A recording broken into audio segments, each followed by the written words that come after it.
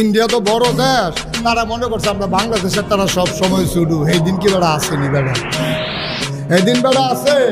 বাংলাদেশের যেই বলা ভাই পুলিশের সামনে বন্দুকের গুলির সামনে সিনা টান টান করে দাঁড়াতে পারে, পানি পানি বলে পিপাসার্থ মানুষগুলোকে পানি পান করাইতে করাইতে শাহাদাতের তামান্না নিয়ে জীবন দিতে পারে, এই 18 কোটি বাঙালিকে ভারতের শক্তি নাই দাবাই রাখতে পারে, ঠিক কিনা?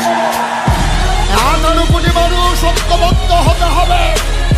কে কোন দল করে আমার দেখার বিষয় না, এই বাংলাদেশ তোমার আমার বাংলাদেশ, ঠিক কিনা বলো? এক একটি জায়গার জন্য প্রয়োজনে জীবন দেব।